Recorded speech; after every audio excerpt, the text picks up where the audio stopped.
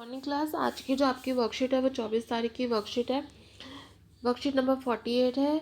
लोकतांत्रिक राजनीति सरकार से 10वीं कक्षा की विद्यार्थी के नाम की जगह अपना नाम लिखेंगे और कक्षा अध्यापिका की जगह अपने सब्जेक्ट टीचर का नाम लिखेंगे।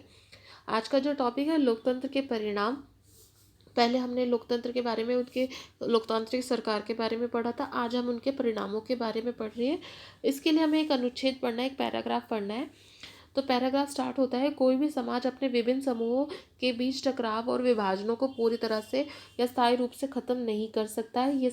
ये जो विभाजन के तौर पे जो अंतर दिखाई देता है वो होता ही है और आपस में टकराव भी होते हैं, पर हम उन अंतरों का और विभेदों का आदर करना सीख सकते हैं और इसके बीच में एक मिलजुल के सामंजस्य बिठाकर एक सही तरीका विकसित कर सकते हैं। इनमें लोकतंत्र सबसे अच्छा तरीका होता है, क्योंकि लोकतंत्र में जो भी सरकार बनती है वो लोगों के हित के लिए बनती है और लोगों द्वारा बनाई जाती है।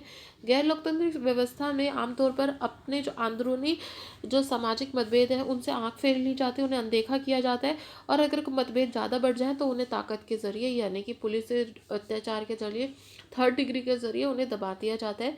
लेकिन हमें यह याद रखना होगा कि ऐसे परिणाम हासिल करने के लिए लोकतांत्रिक व्यवस्थाओं को स्वयं ही 2 शर्तों को पूरा करना होता है। अब जो 2 शर्तें हैं वो कौन सी हैं? 2 शर्तें हैं आपकी। लोकतंत्र में बहुमत को सदा ही अल्पमत का ध्यान रखना, यानी कि जो बहुमत में संख्या है उसको अल्पमत का ध्यान रखना होता है। आपस में सामंजस्य बिठाए रखना होता है। बहुमत या अल्पमत की राय कोई स्थायी राय नहीं होती है। हो सकता है कि ये राय बदल भी जाए और हो सकता है इस राय पे पूर्ण तरीके से कोई भी निर्णय ना भी लिया जाए।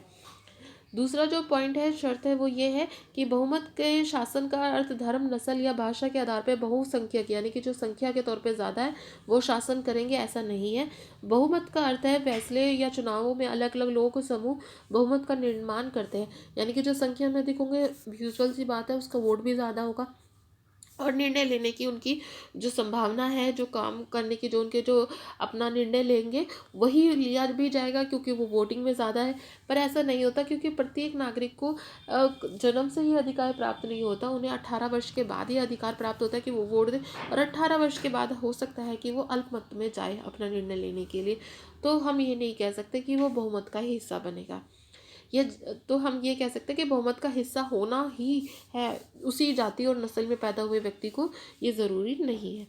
अब हम क्वेश्चन आंसर पे आते हैं। पहला जो क्वेश्चन है आपका, लोकतंत्र टकरावों को कैसे बेहतर तरीके से सुलझा सकता है, उदाहरण सहित बताइए। अब इसमें बेहतर तरीके से सुलझाने के लिए क्या है कि लोकतंत्र में जो टकराव हो उनको कैसे है कि आपस में हमें सामंजस्य बिठा के रखना है, मतभेदों का आदर करना सीखना है और इस बीच से मिलजुल के सामंजस्य बिठाकर हमें अपने जो भी फैसले हैं उनको लेना है।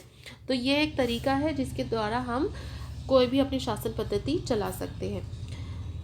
दूसरा है, आपको क्यों लगता है कि अल्पमत का आदर इसलिए भी होना चाहिए क्योंकि वो हमारे समाज का एक हिस्सा है और अगर हम उस हिस्से को जो भी हमारा जो अगर हम उस हिस्से की को नहीं देखेंगे, दरकिनार करेंगे, उसको पूरा नहीं करेंगे तो आक्रोश और आक्रमण की जो चीज़ें हैं वो बढ़ जाएंगी। ठीक है, शासन नहीं किया जा सकता। तो इसीलिए जो हमारा अल्पमत है उसको भी हमें ध्यान रखना होगा। ठीक है।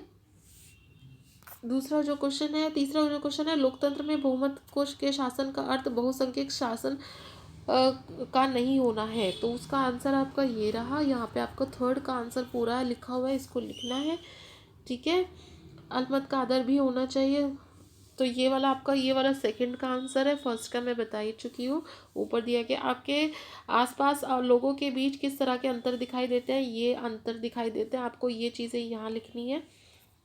फर्स्ट में कैसे अंतर दिखाई देते हैं, कैसे उन अंतरों के होते हुए साथ साथ जीवन जीना है कि हमें कैसे भी हमारे को कोई भी अंतर दिखाई दे पर हमें आपस में सामंजस्य बिठा के रखना है। एक दूसरे की जो भी हमारी जो भी तरीके हैं उनको सीखना है, इनके बीच एक मिलजुल के सामंजस्य बिठा के विकसित करना, अच्छे तरीक़ों से काम करना है। लोकतांत्रिक सरकार के यही एक तरीका है अच्छे से काम करने का। तो ये आपका फोर्थ क्वेश्चन का आंसर हो गया। तो बेटा यहाँ पे आपकी ये वर्कशीट कंप्लीट होती है, इसको आप जल्दी से कंप्लीट करके रिवर्ट बैक करिए।